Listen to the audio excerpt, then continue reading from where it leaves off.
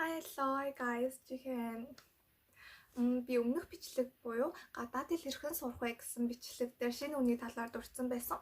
Тэгээ тийм болохоор би өнөөдрийн бичлэгээ илүү гүнзгийрүүлээд та бүхэнд гадаад хэлний шинэ үг хэрхэн цэжлэх вэ гэсэн сэдвээр бичлэгийг авчирсан баа. Тэгээ өнөөдөр ч гэсэн надтай хамтаарай. Яагаад шинэ үг цэжлэх чухал вэ? Мэдээж үгний баялагтай болдог. Тэгээд давхар ингээ хэлний төвшин сайжирсны дараа яг ингээ хүмүүстэй communication яг ярих гэхээр үг бодохдохгүй бол айгу төвхтэй байдаг. Тэгээд давхар ингээ ингээ кино үзэж байхад ингээ гарч байгаа үгийг ойлгохгүй бол маш бэрхшээлтэй байдаг. Гэх мэтчлэн маш олон асуудал гардаг. Тэгээд тийм болохоор ингээ анх хэлээ сурж байгаа анхан шатны хүмүүс болохоор ингээ шинэ үгийг анханаас нь маш сайн сурах хэрэгтэй гэж боддог.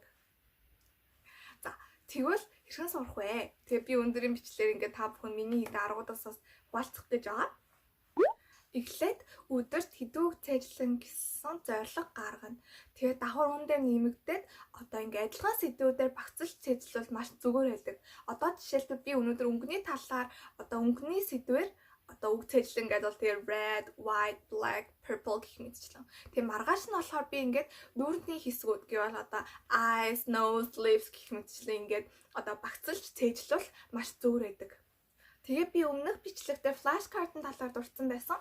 Урталтаа шинэ үгийн бичээд тэгээд арталтаа болохоор definition example sentence-ийн бичихөд айгу зөөргөд хэлсэн байсан. Тэгээд энэ example sentence-ийг бол ерөнхийдөө өөрт нь тохиолдож байсан. Жаргалтай ч юм уу хөвгчлөлтэй моментуудыг бичихээр илүү амархан тогтдог байгаа. Тэгээ би давхар өмнө бол холбоо үгний талаар дурдсан байсан.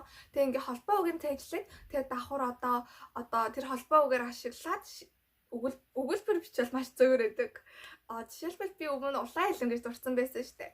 Тэгвэл би улаан илэм идэж байна. Эсвэл би улаан илэм идэх дуртай гэх мэтчлээ биччихвэл зөвхөн тэр холбоо үг гэлтгүү бас ингээд өөр шинэ үгийн бас мэдэх боломжтой. Тэгээ бас ингээд бусад grammar-аас ингээд сурах боломжтой байдаг. Тэгээ ерөнхийдөө бол ингээд анх хэлээ сурж байгаа анхан шатных болохоор энэ аргуудаар хийвэл илүү үр дүнтэй гэж бодож байна. Дунд эсвэл агсан шатанд түрээд өөрөө ном унших хэмжээнд хүрчээр ерөнхийдөө бол номоо ашиглаж сурсан маш зүгээр байдаг. Тэгээ тэр номоо уншиж явах явцдаа шинэ үгэн гарч ирнэ штэ. Тэгээ тэр шинэ үгүүдээ ингээд бичээд тэмдэглээ тогтоох хэрэгтэй байдаг. Тэгээд тэр нь бол нэг л ном болохоор ингээд шиг үгсүүд нь ингээд хэд хэдөө давтаж гараад ирдэг. Тийм болохоор бас ингээд тогтоход маш амархан байдаг. Тэгээд ингээд номноос болохоор зөвхөн шинэ үг гэлтгүү grammars, idioms, spellings гэх мэтчлэн маш олон мэдээллийг авч болдог. Тийм болохоор номоо ашиглаад хичээлээ хийвэл бас маш их үр дүнтэй байдаг. Тэгээд би өнөөдрийн бичлэгээр та бүхэнд миний арга барилуудаас хуваалцлаа.